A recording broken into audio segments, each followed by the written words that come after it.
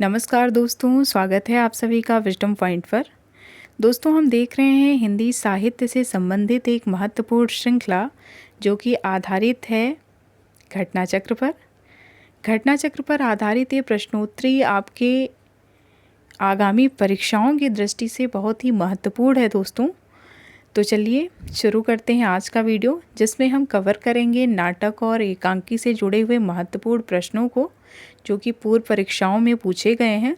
दोस्तों, वीडियो में आगे बढ़ें उससे पहले मेरा आप सभी से विनम्र निवेदन है कि अगर अभी तक आपने मेरे चैनल को सब्सक्राइब नहीं किया है तो प्लीज़ मेरे चैनल को सब्सक्राइब करें, और अगर मेरे वीडियोज़ आपको पसंद आते हैं तो उन्हें लाइक और शेयर भी ज़रूर करें। चलिए देखते हैं आज का पहला प्रश्न। आज का पहला प्रश्न है और जो कि बहुत ही इम्पॉर्टेंट प्रश्न है, ये कई बार परीक्षा में पूछा भी गया है। विलक्षण बात यह है कि आधुनिक गद्य साहित्य की परंपरा का परिवर्तन नाटक से हुआ। उपर्युक्त कथन किस आलोचक का है? ऑप्शन है हजारी प्रसाद द्विवेदी, रामचंद्र शुक्ल, बच्चन सिंह। उपर्युक्त में से एक से अधिक या उपर्युक्त में से कोई नहीं। तो इन पांचों ऑप्शंस से आपको सही ऑप्शंस का चुनाव करना है। इस प्रश्न का सही उत्तर हो जाएगा ऑप्शन बी। ये कथन है आचार्य रामचंद्र शुक्ल का। आचार्य रामचंद्र शुक्ल अपने ग्रंथ हिंदी साहित्य का इतिहास में आधुनिक काल के प्रकरण 1 में कहते हैं कि विलक्षण बात यह है कि आधुनिक गद्य साहित्य की परंपरा का प्रवर्तन नाटक से हुआ। शुक्ल जी आगे कहते हैं कि भारतेंद्र के पहले नाटक के नाम से जो 2-4 ग्रंथ ब्रजभाषा में लिखे गए थे, उनमें महाराज विश्वनाथ के आनंद रघुवंदन को छोड़ के किसी में भी नाटकत्व नहीं था। नाटक के तत्व आनंद रघुवंदन को छोड़कर किसी में नहीं थे। अगला प्रश्न है, रंगमंच नाटक के अनुकूल होना चाहिए ना कि नाटक रंगमंच के अनुकूल, या कथन किसका है? ऑप्शन है सूर्यकांत त्रिपाठी निराला, देवेंद्र राज अंकुर, मोहन राकेश या जयशंकर प्रसाद। तो इस प्रश्न का सही उत्तर हो जाएगा ऑप्शन डी, जयशंकर प्रसाद। आप जानते हैं कि जयशंकर प्रसाद ने मुख्यतः ऐतिहासिक नाटकों की रचना की है, और ऐतिहासिक नाटकों में पात्र बहुत होते हैं, उनके लिए रंगमंच काफ़ी नहीं होता है। रंगमंच पे उसको कहीं ना कहीं उतार पाना बहुत ही मुश्किल होता है, क्योंकि उसमें युद्धों का वर्णन है, राज महलों का वर्णन है। तो ये रंगमंच पे उतार पाना, उनके नाटकों का मंचन हो पाना बहुत मुश्किल होता था, और उन पे ये आरोप लगता था कि उनके नाटक जो है वो नाटकीयता के रंगमंच के लिए उपयुक्त नहीं है। इसी को आधार बना के इसी संदर्भ में उन्होंने कहा है कि रंगमंच नाटक के अनुकूल होना चाहिए कि ना कि नाटक रंगमंच के अनुकूल हो। आइए इस प्रश्न की व्याख्या देखते हैं। जयशंकर प्रसाद का कथन है कि रंगमंच नाटक के अनुकूल होना चाहिए ना कि नाटक रंगमंच के अनुकूल हो। प्रसाद के नाट्य साहित्य देखते हैं। सर्वाधिक ऐतिहासिक नाटक लिखने वाले रचनाकार हैं जयशंकर प्रसाद जी। ध्रुवशानी नाटक में उन्होंने नारी पुनर्लगन की समस्या को उठाया है। करुणालय इनका गीत नाट्य है। आह वेदना मिली विदाई गीत स्कंद गुप्त नाटक से उद्धृत है। ध्यान दीजिएगा, ये कभी कभी पूछा जाता है कि आह वेदना में मिली विदाई ये पंक्तियाँ कहाँ से ली गई हैं, तो ये इनके नाटक स्कंद गुप्त से ली गई हैं। अगला प्रश्न देखते हैं। शकुंतला नाटक किसने लिखा है? शकुंतला नाटक किसने लिखा? ऑप्शन है बद्री नारायण चौधरी प्रेमघन, राजा शिव प्रसाद सितारे हिंद, राजा लक्ष्मण सिंह या भारतेंदु। तो इस प्रश्न का सही उत्तर हो जाएगा शकुंतला नामक नाटक लिखा है राजा लक्ष्मण सिंह, ऑप्शन सी। राजा लक्ष्मण सिंह ने कालिदास कृत अभिज्ञान शाकुंतलम नाटक का अनुवाद शकुंतला शीर्षक से संस्कृतनिष्ठ हिंदी में किया। इन्होंने रघुवंशम तथा प्रेम मेघदूतम का भी हिंदी अनुवाद किया। इनका प्रमुख पत्र प्रजाहितैषी संस्कृतनिष्ठ हिंदी का समर्थक था। अगला प्रश्न है, नाटकों और नाटककारों का कौन सा युग्म सुमेलित नहीं है? आपको बताना है इसमें से कौन सा युग्म सुमेलित नहीं है। ऑप्शन है पहला ऑप्शन है रघुकुल रीत, जिसके रचनाकार का नाम दिया हुआ है जगदीश चंद्र माथुर, मिस्टर अभिमन्यु लक्ष्मी नारायण लाल, एक सत्य हरिश्चंद्र लक्ष्मी नारायण मिश्र, गोपा का दान विनोद रस्तोगी। तो इस प्रश्न का सही उत्तर हो जाएगा, इसमें जो असत्य है, सुमिलित नहीं है, वो है ऑप्शन सी, एक सत्य हरिश्चंद्र। ये लक्ष्मी नारायण मिश्र जी की रचना नहीं है, ये भी रचना लक्ष्मी नारायण लाल जी की है। शेष रघुकुल रीत ये रचना है, ये नाटक है जगदीश चंद्र गुप्त जी का। गोपा का दान भी विनोद रस्तोगी जी का है। मिस्टर अभिमन्यु भी लक्ष्मी नारायण लाल जी का है। और एक सत्य हरिश्चंद्र भी लक्ष्मी नारायण लाल जी का है। ऑप्शन में लक्ष्मी नारायण मिश्र दिया हुआ है, इसलिए ये विकल्प सुमिलित नहीं है। ऑप्शन सी इस प्रश्न का सही उत्तर हो जाएगा। अगला प्रश्न देख लेते हैं। निम्नलिखित में से कौन सा सही सुमेलित नहीं है? आपको बताना है इनमें से कौन सा सही सुमेलित नहीं है। ऑप्शन ए है माधवी, जहां नाम दिया हुआ है मोहन राकेश का। द्रौपदी सुरेंद्र वर्मा का नाटक है। मादा कैक्टस लक्ष्मी नारायण लाल का नाटक है। रक्षाबंधन हरिकृष्ण प्रेमी का है। तो इस प्रश्न में सही उत्तर हो जाएगा ऑप्शन ए। ऑप्शन ए सुमिलित नहीं है, क्योंकि माधवी नामक नाटक ये भीष्म साहनी का नाटक है। द्रौपदी तो सुरेंद्र वर्मा जी का है ही है। मादा कैक्टस भी लक्ष्मी नारायण लाल का है। और रक्षाबंधन हरिकृष्ण प्रेमी का है। लेकिन इसमें जो नहीं है वो है माधवी। माधवी मोहन राकेश का नाटक नहीं है, ये है भीष्म साहनी का नाटक। ऑप्शन ए इस प्रश्न का सही उत्तर हो जाएगा। इस प्रश्न की व्याख्या देख लेते हैं। माधवी भीष्म साहनी का नाटक है। भीष्म साहनी के अन्य चर्चित नाटक हैं हानूश, कबीरा खड़ा बाजार में, मुआवजे, रंग दे बसंती चोला, आलमगीर। अगला प्रश्न देखते हैं इनमें से कौन सा सही सुमेलित है। आपको बताना है कौन सा सही सुमेलित है। ऑप्शन ए है आठवां सर्ग भीष्म साहनी, हानूस सुरेंद्र वर्मा, कोर्ट मार्शल स्वदेश दीपक, या बकरी जगदीश चंद्र माथुर।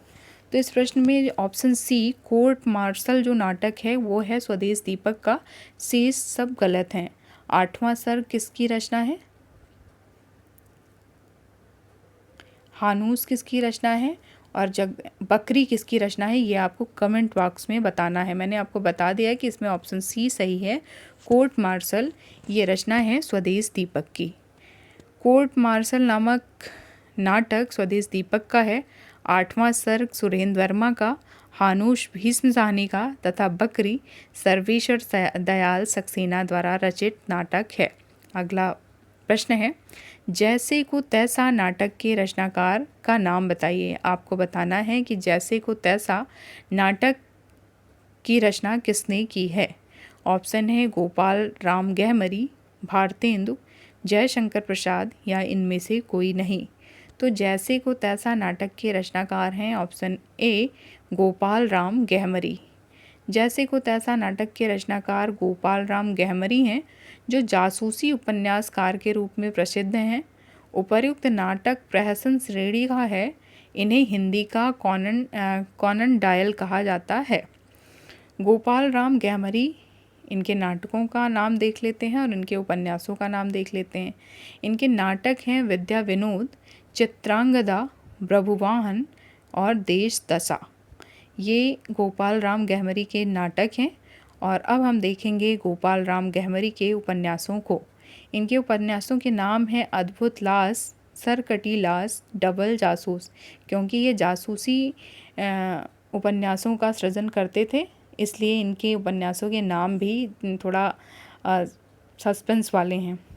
अगला प्रश्न है संभवामि युगे युगे नाटक के रचयिता कौन हैं? आपको बताना है संभवामि युगे युगे नाटक के रचयिता कौन हैं। ऑप्शन हैं जी.जे. हरिजीत, मनमोहन ठाकुर, विष्णु प्रभाकर, या पंडिता।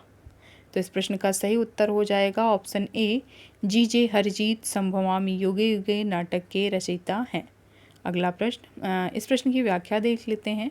संभवामि युगे युगे नाटक के रचयिता जी.जे. हरिजीत हैं, जिनका यह नाटक सामाजिक एवं पौराणिक नाटक है, जो 1980 ईस्वी में प्रकाशित हुआ था। इस नाटक को कर्नाटक सरकार से पुरस्कार भी प्राप्त हुआ है। इनसे जुड़े हुए अन्य महत्वपूर्ण तथ्य हैं। हरिजीत जी ने कन्नड़, अंग्रेजी तथा हिंदी भाषाओं में नाटकों की रचनाएं की है। अगला प्रश्न है, भारतेंदु जी ने किस नाटक में स्वयं अभिनय किया है? भारतेंदु जी ने किस नाटक में स्वयं अभिनय किया है? ऑप्शन है जानकी मंगल, जानकी भरत, वरवै रामायण या अंधेर नगरी। तो इस प्रश्न का सही उत्तर हो जाएगा, भारतेंदु जी ने जानकी मंगल नाटक में स्वयं अभिनय किया है।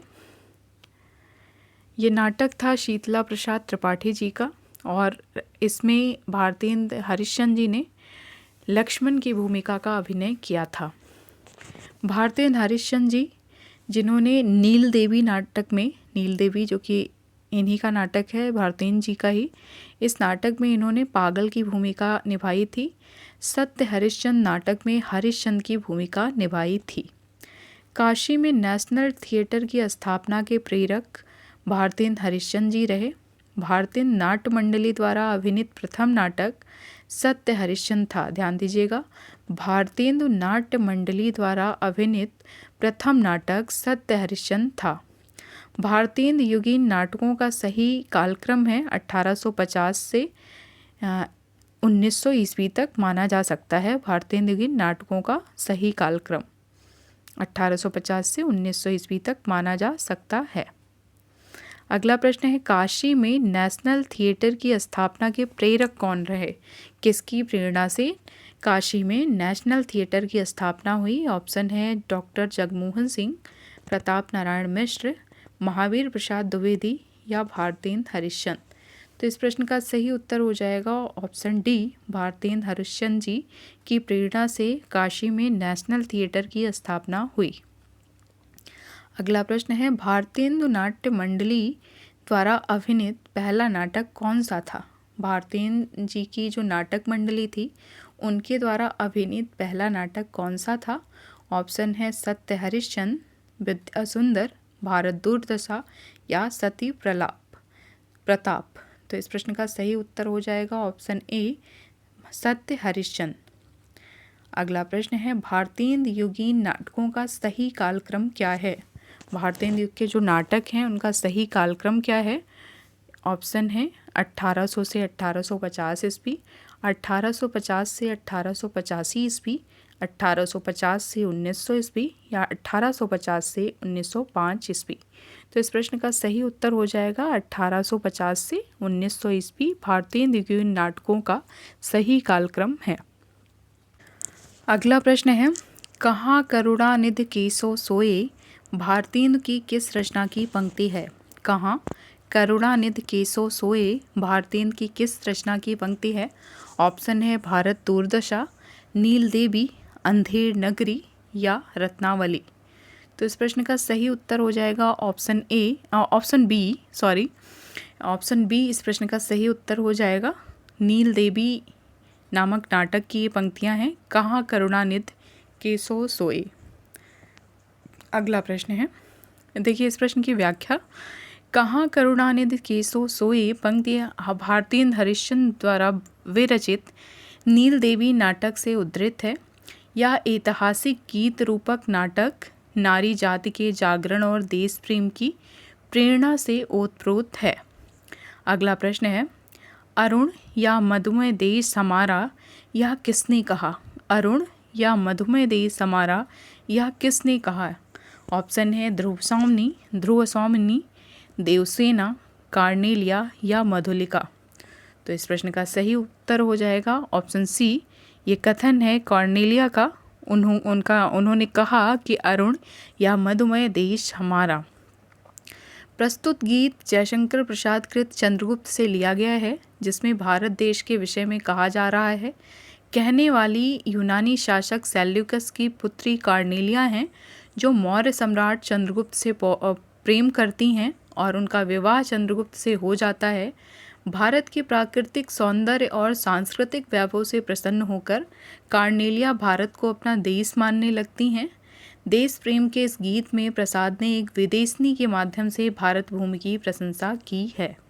अगला प्रश्न है, जयशंकर प्रसाद के किस नाटक में कार्नेलिया विदेशी पात्र है? आपको बताना है कार्नेलिया किस नाटक से संबंधित है। ऑप्शन है स्कंदगुप्त, चंद्रगुप्त, विशाख या अजातशत्रु। तो इस प्रश्न का सही उत्तर हो जाएगा कार्नेलिया चंद्रगुप्त नाटक में हैं और कार्नेलिया एक विदेशी पात्र हैं जो सेल्यूकस की बेटी हैं और चंद्रगुप्त से प्रेम करती हैं। ऑप्शन बी इस प्रश्न का सही उत्तर हो जाएगा। अगला प्रश्न है प्रसाद के नाटकों का शरीर जहाँ पूर्ण साहित्यिक है वहाँ उनका मन अनिवार्यता ऐतिहासिक है और उनकी आत्मा शुद्ध साहित्यिक। नाटककार प्रसाद के बारे में उक्त मत किसने दिया है? ऑप्शन है आचार्य नंदुलारे वाजपेयी, डॉक्टर नगेंद्र, डॉक्टर नेमीचंद्र जैन, उपर्युक्त में से एक से अधिक या उपर्युक्त में से कोई नहीं। प्रसाद के नाटकों का शरीर जहाँ पूर्ण साहित्यिक है वहाँ उनका मन अनिवार्यता ऐतिहासिक है और उनकी आत्मा शुद्ध साहित्यिक। ये कथन है आचार्य नंदुलारे वाजपेयी जी का जयशंकर प्रसाद के लिए। ऑप्शन सी इस प्रश्न का सही, ऑप्शन ए इस प्रश्न का सही उत्तर हो जाएगा आचार्य नंदुलारे वाजपेयी। उक्त मत प्रसाद जी के बारे में आचार्य नंदुलारे वाजपेयी ने व्यक्त किया है।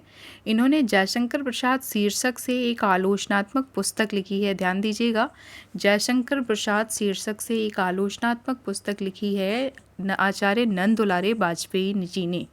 निम्नलिखित में से कौन सा प्रतीकात्मक नाटक है? आपको बताना है कि इसमें से कौन सा प्रतीकात्मक नाटक है। ऑप्शन है वैशाख, एक घूंट, चंद्रगुप्त, उपर्युक्त में से एक से अधिक या उपर्युक्त में से कोई नहीं। तो इस प्रश्न का उत्तर हो जाएगा ऑप्शन ई, उपर्युक्त में से कोई नहीं। इसमें कोई भी नाटक प्रतीकात्मक नाटक नहीं है। इस प्रश्न की व्याख्या देखते हैं। वैशाख, एक घूंट तथा चंद्रगुप्त नाटकों में से कोई भी प्रतीकात्मक नाटक नहीं है। प्रसाद जी ने कामना शीर्षक से एक अन्योपदेशिक या प्रतीकात्मक नाटक लिखा है जिसके पात्र संतोष, विलास, विनोद, विवेक, दंभ इत्यादि हैं। कामना को प्रतीकात्मक नाटक माना जा सकता है। अगला प्रश्न है भारतेंद्र कृत निम्नलिखित नाटकों को उनके नाट्य रूप के साथ सुमेलित करिए तथा नीचे दिए गए कूट से सही विकल्प का चयन करिए। ऑप्शन है भारत दूरदशा, भारत दूरदशा क्या है, श्री चंद्रावली क्या है, विशेष औषधम क्या है और अंधेर नगरी क्या है। तो अंधेर नगरी एक प्रहसन है, डी का ए। आइए इस प्रश्न की व्याख्या देख लेते हैं जिसमें दिया हुआ होगा। भारत दूरदशा एक नाट्य रासक है। ध्यान दीजिएगा, भारत दूरदशा एक नाट्य रासक है। श्री चंद्रावली एक नाटिका है। विशेष विष औषधम एक भाण है। ये सब नाटक के रूप हैं, नाट्य के रूप हैं। अंधेर नगरी को हम प्रहसन कहते हैं। तो ये सब नाटक के रूप हैं और भारतेंद्र के जो नाटक हैं वो नाटक के कई रूपों में हैं। भारत दूरदशा एक नाट्य रासक है, श्री चंद्रावली नाटिका है, विशिष्ट विष औषधम एक भाड़ है और अंधेर नगरी प्रहसन है। इनमें से नाग बोडस द्वारा लिखित नाटक इनमें से कौन सा है? आपको बताना है। इनमें से नाग बोडस एक रचनाकार हैं, उनके द्वारा लिखित नाटक कौन सा है? ऑप्शन है खूबसूरत बहू, योर फैथफुली, यमगाथा या अमृत पुत्र। तो इस प्रश्न का सही उत्तर हो जाएगा ऑप्शन ए, खूबसूरत बहू नाग बोडस का द्वारा लिखित नाटक है।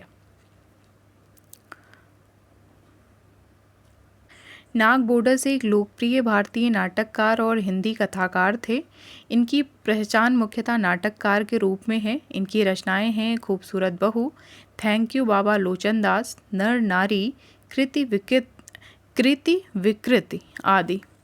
नाटक और रचनाकार की दृष्टि से एक युग्म अशुद्ध है, उसको आपको पहचानना है कि इनमें से कौन सा युग्म अशुद्ध है। ऑप्शन है चारों मित्र, जिसके एक तरफ नाटक दिया हुआ है, एक तरफ रचनाकार का नाम दिया हुआ है। चार मित्रा किसका नाटक है? रामकुमार वर्मा इसके सामने दिए हुए हैं। एक घूंट जयशंकर प्रसाद, टूटते परवेश विष्णु प्रभाकर, आषाढ़ का एक दिन सुरेंद्र वर्मा। तो इसमें आपने देखा कि चारों मित्रा ये नाटक है रामकुमार वर्मा का, एकदम सही। एक घूंट ये नाटक है, एक गीत नाट्य है जयशंकर प्रसाद जी का, एकदम सही। टूटते परिवेश ये भी एक नाटक है विष्णु प्रभाकर जी का, बिल्कुल सही। आषाढ़ का एक दिन ये सुरेंद्र वर्मा का नाटक नहीं है, ये नाटक है मोहन राकेश का। तो इस प्रकार से एक जो अशुद्ध युग हमें ढूंढना था वो हमने ढूंढ लिया है। ऑप्शन डी इस प्रश्न का सही उत्तर हो जाएगा। आषाढ़ का एक दिन मोहन राकेश द्वारा रचित नाटक है। 1959 ईस्वी में इसे सर्वश्रेष्ठ नाटक के लिए संगीत नाटक अकादमी पुरस्कार से सम्मानित किया गया था। अगला प्रश्न है, हिंदी का प्रथम मौलिक नाटक किसको माना जाता है? ऑप्शन है आनंद रघुनंदन, नीलदेवी, अंधेर नगरी या प्रहलाद चरित।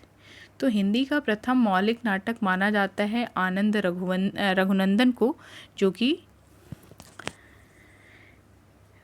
महाराजा विश्वनाथ सिंह का है।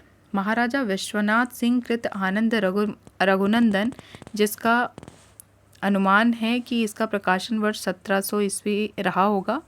इसमें शास्त्रीय नियमों के अनुसार नांदी, विस्कंभक, भरतवाक्य आदि का प्रयोग किया गया है और रंग निर्देश भी दिए गए हैं। इसलिए विद्वानों ने इसे हिंदी का प्रथम नाटक माना है, किंतु नाट्य दृष्टि से अनेक दोष भी हैं। अंधेर नगरी 1881 ईस्वी में तथा नीलदेवी 1881 ईस्वी में, भारतेंद्र हरिश्चंद्र और प्रहलाद चरित श्रीनिवास दास की कृति है। प्रहलाद चरित का प्रकाशन वर्ष है 1888 ईस्वी। अगला प्रश्न है, निम्नलिखित में प्रसादोत्तर नाटक इनमें से कौन सा है? आपको बताना है कि इनमें से प्रसादोत्तर नाटक कौन सा है। ऑप्शन है तीसरा हाथी, बिन बाती के दीप, सेतुबंध या उपर्युक्त सभी। तो इस प्रश्न का सही उत्तर हो जाएगा ऑप्शन डी, उपर्युक्त सभी। ये सभी नाटक प्रसादोत्तर युग के हैं। तीसरा हाथी, बिन बाती के दीप तथा सेतुबंध प्रसादोत्तर नाटक हैं, जिनके रचनाकार हैं क्रमशः तीसरा हाथी के रमेश बख्शी, बिन बाती के दीप शंकर शेष, सेतुबंध के सुरेंद्र वर्मा हैं। चर्चित नाटक हैं